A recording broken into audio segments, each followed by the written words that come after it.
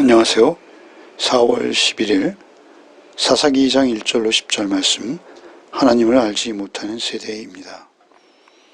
하나님의 사자가 나타나 이스라엘을 책망하십니다. 그리고 이스라엘의 하나님을 알지 못하는 새로운 세대가 탄생했음을 오늘 본문은 말하고 있습니다. 먼저 1절로 5절 말씀을 읽도록 하겠습니다. 여호와의 사자가 길갈로부터 보김으로 올라와 말하되 내가 너희를 애굽에서 올라오게 하여 내가 너희의 조상들에게 맹세한 땅으로 들어가게 하였으며 또 내가 이르기를 내가 너희와 함께한 언약을 영원히 어기지 아니하리니 너희는 이 땅의 주민과 언약을 맺지 말며 그들의 제단을 헐라 하였거늘 너희가 내 목소리를 듣지 아니하였으니 어찌하여 그리하였느냐. 그러므로 내가 또 말하기를 내가 그들을 너희 앞에서 쫓아내지 아니하리니 그들이 너희 옆구리에 가시가 될 것이며 그들의 신들이 너희에게 올무가 되리라 하였노라. 여호와의 사자가 이스라엘 모든 자손에게 이 말씀을 이루매 백성이 소리를 높여 온지라. 그러므로 그곳을 이름하여 보김이라 하고 그들이 거기서 여호와께 제사를 드렸더라. 1절에 여호와의 사자가 길갈로부터 보김으로 올라왔다 하십니다. 여기서 여호와의 사자는 하나님 자신을 일컫는 표현입니다. 길갈에서부터 보김, 보김이라는 이 지명은 5절에 다시 설명되어져 있습니다만 이 보김은 베델로 보여집니다. 왜냐하면 하나님의 언약궤가 길갈에서부터 베델로 올라오기 때문에 그렇습니다. 특별히 보김에서 5절에 보면 제사를 드렸다라고 하죠. 그러한 점으로 볼 때 성막이 있는 곳에서 제사를 드릴 수밖에 없기에 이 보김은 베델일 것이다 라고 보는 것이 맞습니다. 그렇게 그 여호와의 사자가 올라와 이스라엘에게 말씀하시는 것이죠. 너희를 애굽에서 올라오게 한 것은 하나님이시라는 것입니다. 너희를 애굽에서 올라오게 하여 1절에 너희 조상들에게 맹세한 땅으로 들어가게 했다라고 말씀하시죠. 이것은 소위 언약을 지키신 것입니다. 이것은 하나님께서 오래전부터 하셨던 언약이죠. 또 이르기를 내가 너희와 함께한 언약을 영원히 어기지 아니하리니 이렇게 말씀하시죠. 내가 너희와 함께한 언약, 하나님의 구속사를 언약 관점으로 관통하는 것이 성경이죠. 하나님은 언약을 세우시고 언약대로 행하시는 분이시죠. 그래서 2절에 내가 너희와 함께한 언약을 영원히 어기지 아니하리니 하나님은 한번 세우신 언약을 어기지 않으시죠. 그 언약은 아브라함 때 하늘의 별 바다의 모래에 그 언약을 하셨죠. 그들의 수적인 증대를 말씀하신 것이고요.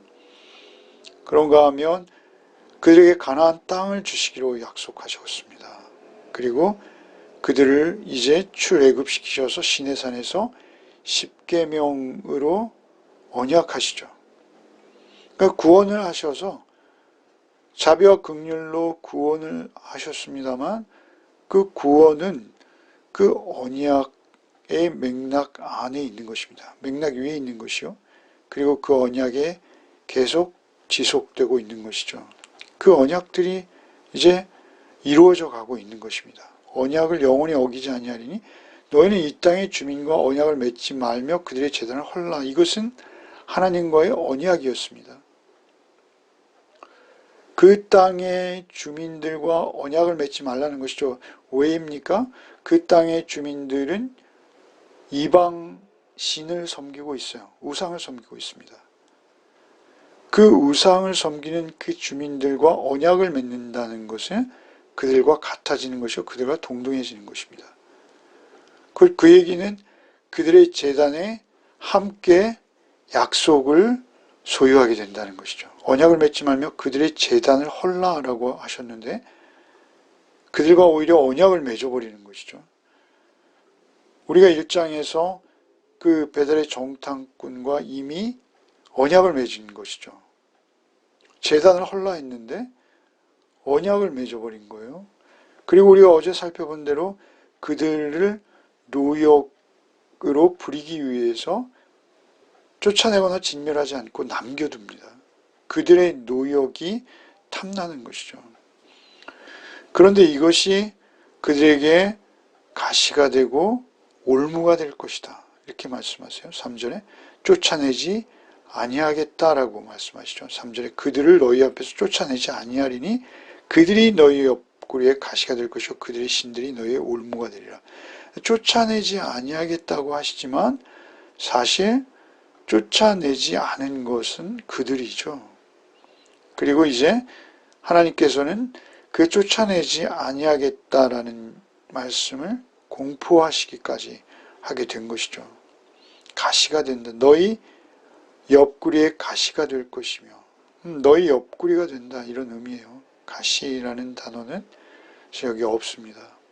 그 옆구리에 옆구리가 된다는 것은 그들과 하나가 되어서 서로 아픔을 주고받는 그런 관계로 그들과 관계가 형성될 것이라는 것이죠. 여러분 이스라엘 역사를 보면 그들의 죄악 중에 많은 죄악들이 있습니다만 이방인들과 혼인하는 경우가 많죠. 여러분 그것은 포로기 이후에도 심지어는 레위 가문, 제사장 가문들까지 심각한 죄악이 되는 것을 우리가 볼 수 있습니다. 결국 그들이 가시가 될 그들의 신들이 너에게 올무가 된다. 올무라는 것은 새 사냥꾼의 올무, 그런 올무입니다. 올무에 새가 한번 걸리면 결국 죽을 수밖에 없는 것이죠. 그들이 영적 죽음에 이르게 된다는 경고인 것입니다. 그들의 신들이 너희에게 올무가 되리라. 그들의 신들에게 붙들려 버린다는 것이죠. 그들의 신들은 이방 신들이 여럿 있습니다만 그 중에 대표적인 신은 바알과 아세롯이죠. 바알과 아세롯은 여러분 풍요와 다산의 신입니다. 바알은 천둥과 번개와 비를 관장하는 신이라면 아스타롯은 바알의 아내, 부인으로서 다산과 풍요를 의미합니다. 그래서 이렇게 가슴을 이렇게 붙들고 있는 그러한 우상, 돌 신상들이 가나안 지역에 많이 이렇게 발굴되고 있거든요. 결국은 그 바알과 아세라를 섬기는 자리까지 나가고 결국은 그것으로 인해서 그들이 하나님을 배반하고 배역해서 결국은 죽음에 이르게 되는 그러한 형편에 처할 것이다 라고 그들에게 경고하시는 것이죠. 여러분 이거 굉장히 심각한 문제입니다. 영적 싸움을 말하는 거예요. 영적 전쟁을 말하는 것입니다. 히브리서 12장 4절 말씀에 보면 너희가 죄와 싸우되 아직 피 흘리기까지는 대항하지 아니하고 이런 말씀이 있죠. 그러니까 우리가 그 죄라는 것이 결국 하나님을 배역하고 배반할 수도 있는 우리가 하나님 안에 있어야 하는데 하나님 은혜와 자비와 긍휼 안에 있지 아니하고 우상에게 속해버리는 그러한 일들이 사실은 전쟁과 같다는 것입니다. 전쟁, 영적 전쟁이죠. 죄와 싸우되 피 흘리기까지 싸운다라는 이런 표현은 이런 영적 전쟁은 생명을 건 전쟁이라고 말씀하시는 것이죠. 사실이 그렇습니다. 아니 육신의 생명보다 더 귀한 우리의 영적 생명을 걸고 하는 싸움이기에 더 심각한 싸움이죠. 4절에 여호와의 사자가 이스라엘 모든 자손에 이 말씀을 이루매 백성들이 소리 높여 울고 있습니다. 그래서 그곳의 이름을 보김이라고 바꿔버린 것이죠. 보김, 이 히브리어의 의미는 우는 자들 이런 의미입니다. 우는 자들. 여러분 그들이 얼마나 이 저주의 선포죠. 이 저주의 선포에 슬펐으면 그들이 통곡을 해서 그곳의 지명이 바뀌어버릴 정도로 그곳의 지명을 바꾸어 부를 정도로 그들이 그곳에서 통곡하게 되었다라는 것이죠. 복임이라고 그들이 거기서 여호와께 제사를 드렸더라. 제사, 여기서 제사는 속죄제를 말하는 것이죠. 대속제로 피 흘리는 짐승을 드리는 그러한 제사이죠. 이것은 자신들이 돌이킨다라는 의미이죠. 자신들의 죄를 대신해서 피 흘리는 짐승들의 피로 드리는 제사, 그 속죄제입니다. 그 속죄제들을 그들이 지금 드리고 있는 것이죠. 그런데 놀라운 것은 이 제사가 그렇게 진실한 제사가 아니라는 것입니다. 오히려 이런 진정성 없는 회개가 오히려 그들의 앞으로의 삶을, 그들의 신앙생활을 오히려 더 죄로 몰고 갈 수 있다라는 것입니다. 어떤 주석가는 이러한 회개를 자기 의에 가득 찬 자기 연민, 이렇게 표현합니다. 그들이 슬피 우는 건 맞아요. 그런데 그 슬피 우는 이유가 뭐냐면 자신의 죄로 인해서 하나님 앞에 돌이키는 그런 울음이 아니라 그 자신의 죄로 인해서 자기가 하나님에게 저주를 받고 손해가 되어지고 실패가 온 것, 이것은 하나님을 향한 회개라기보다는 이건 자기의 옷을 찢고 막 머리를 벽에 부딪히는 그런 엄청난 회개의 겉모습은 있으나 오히려 사람에게 보이는 것이요, 바리새적 회개라고 합니다. 이런 것을. 회개의 주인공도 내가 되는 거예요. 내가. 사실은 하나님 앞에서 자신들이 하나님을 배도하고 배역했다라는 것에 대한 자기 부인, 내 안에 나를 부인하고 하나님의 은혜, 하나님의 자비 안에 다시 들어가는, 하나님의 은혜에 의해하는, 하나님의 은혜에 다시 돌이키는 그러한 회개가 아니라는 것이죠. 회개는 이 생각이 완전히 바뀌는 것입니다. 감정에 휘둘리는 것이 아니라요. 내 사고방식, 내가 세상을 보는 가치관, 이런 것들이 변하는 거예요. 우상을 바라보던 나의 마음, 나의 생각이 하나님의 공의와 사랑을 바라봄으로 변화되어지는 것. 메타노이아라고 하죠. 헬라어로. 그것은 사고방식의 변화를 말하는 것이죠. 사고방식이 변하기 때문에 행위도 변하는 것입니다. 결국 하나님 안에 있고 하나님 은혜 안에 있기 때문에 삶의 방향이 바뀌어지는 것, 그것을 회개라고 하는 것입니다. 그런데 그들이 그렇게 회개하지 않았다는 것이죠.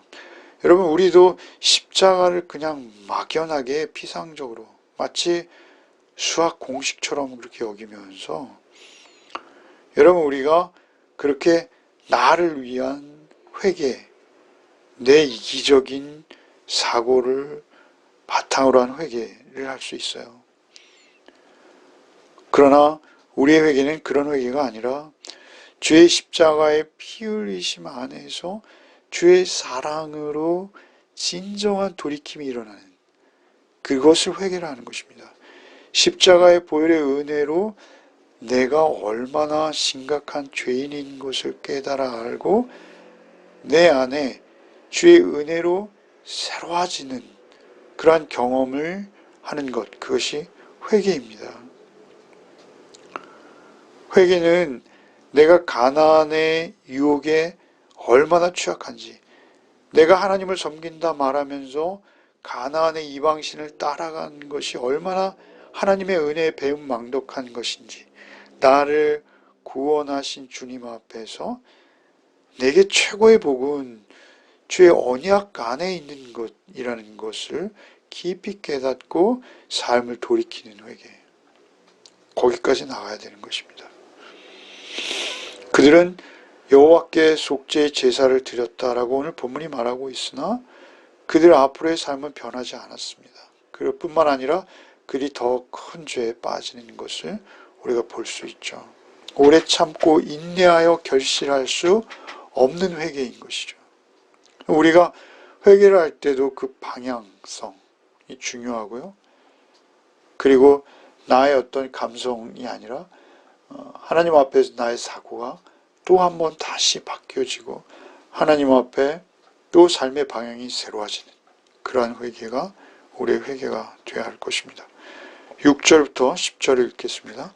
전에 여호수아가 백성을 보내매 이스라엘 자손이 각기 그들의 기업으로 가서 땅을 차지하였고 백성이 여호수아가 사는 날 동안과 여호수아 뒤에 생존한 장로들 곧 여호와께서 이스라엘을 위하여 행하신 모든 큰 일을 본 자들이 사는 날 동안에 여호와를 섬겼더라. 여호와의 종 눈의 아들 여호수아가 110세의 죽음에 무리가 그를 기업의 경내 에브라임 산지 가스산 북쪽 딥낫 헤레스에 장사하였고 그 세대의 사람도 다 그 조상들에게로 돌아갔고 그 후에 일어난 다른 세대는 여호와를 알지 못하며 여호와께서 이스라엘을 위하여 행하신 일도 알지 못하였더라. 여호수아에서 나왔던 여호수아서에 기록되었던 여호수아의 죽음을 다시 기록하죠. 그런데 여호수아만이 아니라 그 뒤에 생존한 장로들까지 이제 하나님께 돌아간 후 그리고 그 다음 세대가 믿음 안에 신앙 안에 서가야 할 터인데 그들이 10절에 그 세대의 사람도 다 조상들에게 돌아가 있고 그 후에 일어난 다른 세대는 여호와를 알지 못하며 여호와께서 이스라엘을 위하여 행하신 일도 알지 못했더라. 여기 여호와를 알지 못한다, 안다라는 거 우리가 잘 알듯이 야다. 이거는 하나님을 경험하는 것을 말하는 것이죠. 그 후에 일어난 다른 세대는 여호와를 알지 못하며 해서 알지라는 것은 경험하지 못했다는 것이고요. 여호와께서 이스라엘을 위하여 행하신 일도 알지 못하였더라. 두 번의 알지라는 표현이 나오는데 듣지도 보지도 지식적으로 온전히 전수받지도 못한 더욱이 경험은 못한 거죠. 그렇기에 전혀 다른 세대가 탄생했다는 것입니다. 전혀 다른 세대. 그러니까 우리에게 있어서 신앙을 전수하는 일이 얼마나 중요한지를 말씀하시는 것이죠. 신앙을 전수한다는 것은 물론 쉽지 않습니다. 믿음의 선진들이 있었기에 그들이 구원받는 신앙을 전수할 수 있습니다만 그렇다 해서 인간적인 어떠한 힘, 인간적인 노력에 의해서 신앙이 고스란히 전승된다? 그런 것은 없습니다. 그러니까 인간적인 노력으로는 절대 되지 않음에도 불구하고 인간적인 노력을 기울일 수밖에 없는 것이죠. 결국은 하나님의 은혜와 자비하심입니다. 이것도 결국은. 일단 우리 한국교회의 주일학교의 쇠퇴 문제가 굉장히 우리에게 심각하게 지적되고 있죠. 모든 교회들이 공통적입니다. 이것은 부모 세대의 문제이기도 하고요. 오직 우리가 하나님께 은혜를 구해서 자녀들의 믿음을 위해서 우리가 할 수 있는 노력은 최선을 다해야 되겠죠. 우리가 할 수 있는 노력이 최선을 다하고 그리고 하나님의 은혜를 구할 일입니다. 하나님께 은혜를 구해서 결국 그들의 품성이 그들이 신앙이 아니면 우리가 구원 얻을 수 없다. 하나님이 계신 것과 하나님의 우리의 구속주 되심을 그들에게 우리의 삶으로도 보이고 우리가 또 최선을 다해서 그들에게 성경을 또 말씀을 그들에게 전해야겠다라는 것입니다. 그들에게 말씀을 전하지 않으면 그들은 세상 사람들과 세상 아이들과 구별할 수 없는 아이들이 되어버리는 것이죠. 가난화 되어버리는 것입니다. 애굽화 되어버리는 것이죠. 우리가 너무나 우리의 눈에 보이는 작은 이익들, 현실적인 이익들, 그 이익들에 민감해서 말이죠. 그러한 이익들을 쫓아가는 삶만을 산다면 아이들이 결코 가나안 문화를 벗어나 하나님 중심의 삶을 살 수가 없습니다. 하나님 안에 있지 않으면 모든 것이 무의미한 것이요, 참으로 그 불신앙이 얼마나 저주인지를 아이들이 알 수 있도록 해야 할 터인데요. 그것은 우리의 책임입니다. 우리가 우리의 장래 세대에 대해서, 특별히 우리 자녀들에 대해서도 하나님을 가르칠 수 있어야 합니다. 사실 하나님을 가르친다는 게 안 되죠. 안 됩니다. 결국 그들이 성령의 경험으로 성령의 오심으로 하나님을 경험해야 합니다. 그럼에도 불구하고 우리가 할 수 있는 노력과 최선을 다해서 우리가 그들이 믿음을 가질 수 있도록 애쓰고 힘써야 할 것입니다. 물론 가장 중요한 것은 하나님께 구하는 것이죠. 기도하는 것입니다. 기도하겠습니다. 주님, 오늘도 주의 말씀으로 또 하루를 시작하게 하시니 감사합니다. 주님, 우리가 참으로 날마다 주 안에서 돌이키는 삶을 산다 하면서도 우리가 너무나 피상적인 돌이킴은 아니었는지요. 하나님, 우리를 긍휼히 여겨 주옵시고 오직 끊을 수 없는 주의 사랑 안에서 진정한 돌이킴을 날마다 주님을 향하는 돌이킴을 경험할 수 있도록 우리의 삶을 인도해 주옵소서.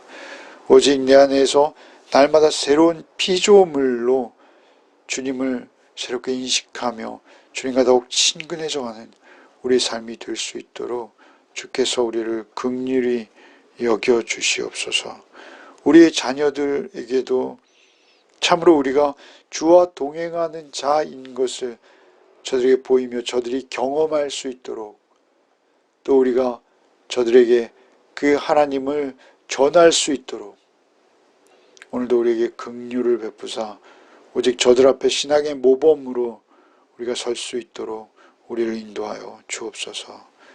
우리를 피 흘려 구원하신 우리 구주 예수 그리스도의 이름 받들어 기도하옵나이다. 아멘.